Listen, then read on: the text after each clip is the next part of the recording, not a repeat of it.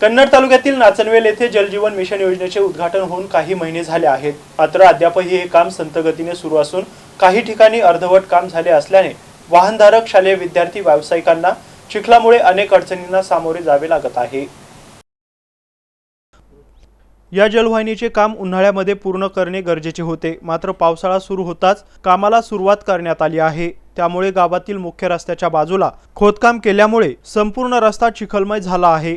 त्यामुळे वाहनधारक, शालेय विद्यार्थी आणि प्रवासी त्रस्त झाले असून अनेक छोटी मोठी वाहने या रस्त्यावर फसत आहे। समोरून वाहन येत असल्यास अलीकडेच दुसऱ्या वाहनाला ते पास होईपर्यंत नाहक ताटकळत थांबावे लागत आहे। रस्त्यावर दोन्ही बाजूला झालेल्या चिखलामुळे अनेक छोटे मोठे अपघात देखील होत आहे। जलजीवन मिशनचे काम कधी बंद तर कधी चालू असल्याने नागरिकांना मोठा त्रास सहन करावा लागत असून वाहनधारकांकडून संताप व्यक्त करण्यात येत आहे।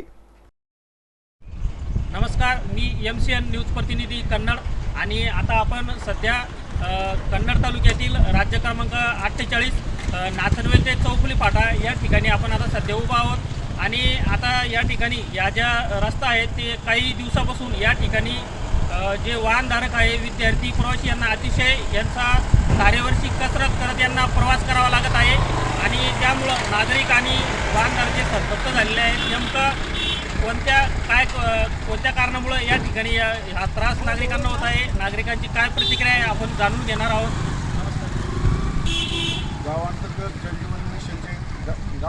जलजीवन मिशनचे कामं चालू आहे आणि हे कामं करत असताना ठेकेदाराच्या याच्यात अक्षरशः निष्काळजीपणा दिसतोय। आता त्यांनी गावांतर्गत ही पाईपलाईन जे 1 वर्षापूर्वी उद्घाटन झालं, त्यांनी आता पावसाच्या तोंडी काम चालू केलं आणि काम चालू करत असताना हे राज्यमार्गाच्या रस्त्यावरून काम चालू केलं, त्या पंख्यावरून ते काम चालू केलं। म्हणजे आता याचं मेंटेनन्स कसं करावं, जर रस्ता मोठा झाला तर या पाईपलाईनचं मेंटेनन्स कसं करावं हा एक मोठा प्रश्न आहे।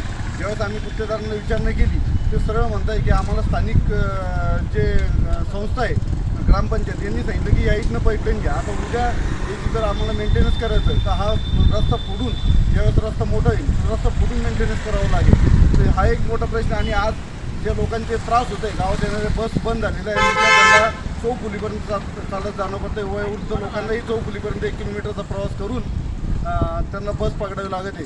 हा सर्व त्रास जो आहे हा गुत्तेदारामुळे, याला प्रशासनाने लवकरात लवकर लक्ष देऊन याचा लवकरात लवकर तोडगा काढावा। आपण आताच या ठिकाणी नागरिकांकडून जाणून घेतलं की कशा पद्धतीने लोकांना या ठिकाणी त्रास आहे। तर या रस्त्यावर तत्काळ मुरुम टाकून हा रस्ता नीटनेटका करण्याची मागणी आता नागरिकांकडून होत आहे। तर संताप देखील व्यक्त करत आहे। तरी संबंधित विभागाने तत्काळ याकडे लक्ष देऊन हे रस्ता नीटनेटका करावा अशी मागणी होत आहे। धन्यवाद। MCN न्यूज प्रतिनिधी देविदास थोरात, नाचनवेल, कन्नड।